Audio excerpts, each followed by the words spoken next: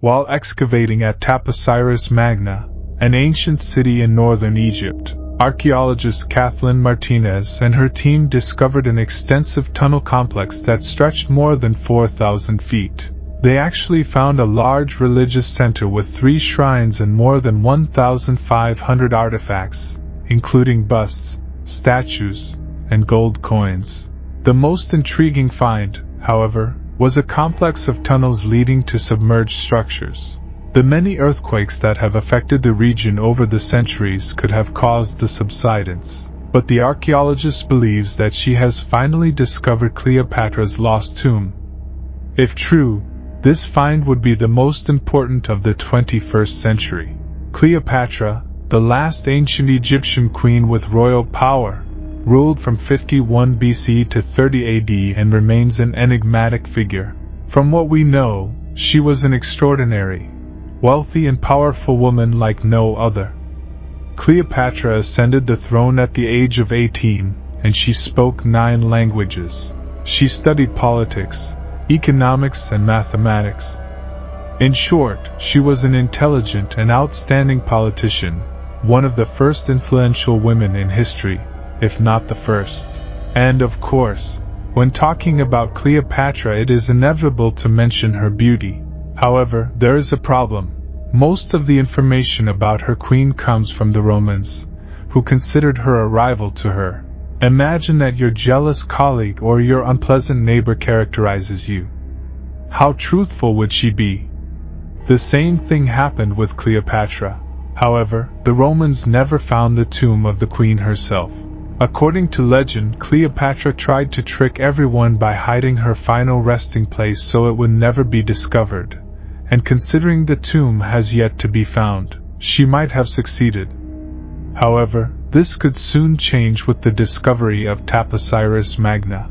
If the tunnels lead to a tomb, it could belong to Cleopatra and her husband, Mark Antony.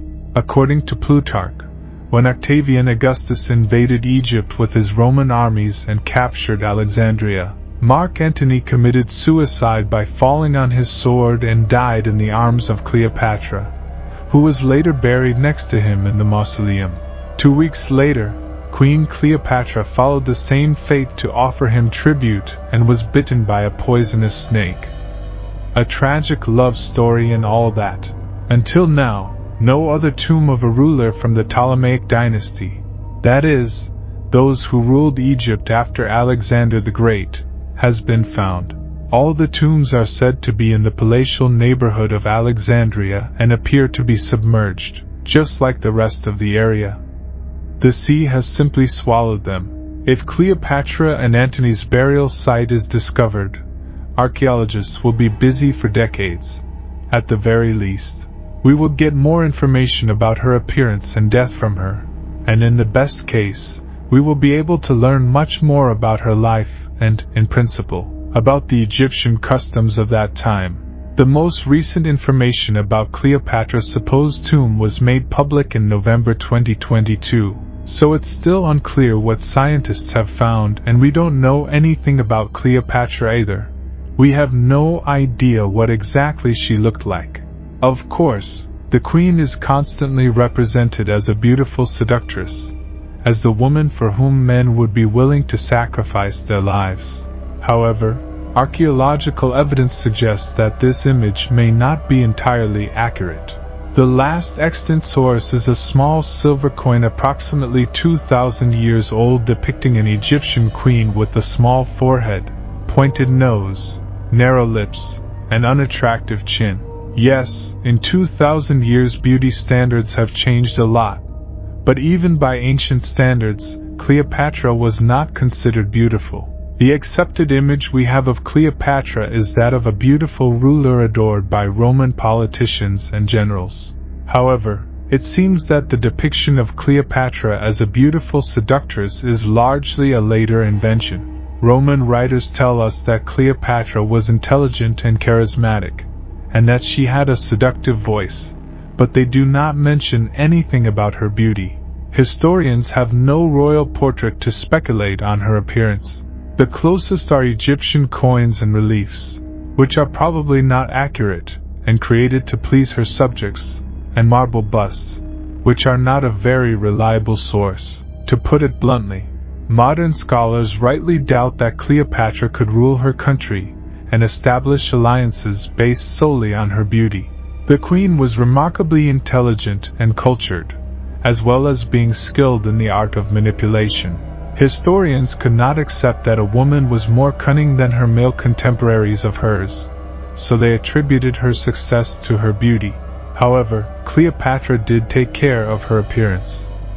One of the treatments attributed to her is bathing in donkey milk. It is said that this softened and whitened her skin, and eliminated wrinkles. This seems pretty dodgy, but hey, the ancient Egyptians weren't cosmetic experts. In addition, scientists believe they have recreated the perfume that Cleopatra used. This was made possible by an ingenious X-ray fluorescence technique. Using this technique, scientists were able to analyze the molecules present in the perfume bottles used by the queen. After numerous experiments, they managed to obtain a pleasant fragrance with notes of myrrh and cinnamon, among other related ingredients. Although it is not 100% faithful to the original scent of Cleopatra, it is quite close to it. It is worth mentioning that bathing in donkey milk is not the strangest practice among Egyptian rulers. Pharaoh Pepa II reigned from approximately 2300 to 2206 BC, ascending the throne at the early age of 6. Naturally, Pepa was largely ruled by his mother during this period, but still he was a child ruling over a vast kingdom. As you can imagine, this created some tension, and it seems that Pepa was quite spoiled. Shortly after becoming pharaoh, an explorer named Harhud wrote a letter to Pepa informing him that he had met a dancing dwarf. Pharaoh reacted like any child and was delighted. According to historians, he wrote one of the most humane documents that have survived to this day. In 2006, the corpse of a 16th century woman was discovered among medieval plague victims in Venice, Italy. During excavations, it was found that she had a brick placed in her mouth after her death. No, it wasn't a mockery of the dead, but the result of a belief in vampires. In the Middle Ages, people used to believe in various horrors that occurred after death, mainly because the process of decomposition was not well understood. For example, when the human stomach breaks down, it secretes a dark, cleanser-like fluid. This blood-like fluid can flow freely through the nose and mouth of a corpse. Since tombs and mass graves were often dug up during plague epidemics to add new corpses, Italian gravediggers witnessed these decomposing remains. If something resembling blood emanated from the mouth of a corpse, it was undoubtedly believed to be a vampire. Additionally, liquid would sometimes soak into the burial shroud near the corpse's mouth, causing the cloth to curl at the jaw. This could cause the fabric to tear, giving the appearance that the corpse was chewing on her own shroud. Some believe that vampires spread the plague in this way, chewing on the shroud and thus infecting people. Don't ask how it works, go to a witch. Well, while the warlock was heading there, a brick was usually placed in the vampire's mouth. It was believed that this would stop the spread of the disease. And since we're talking about witches, let's take a look at how things were in Poland. Poland has a long history of fighting vampires, as can be seen from various vampire burials.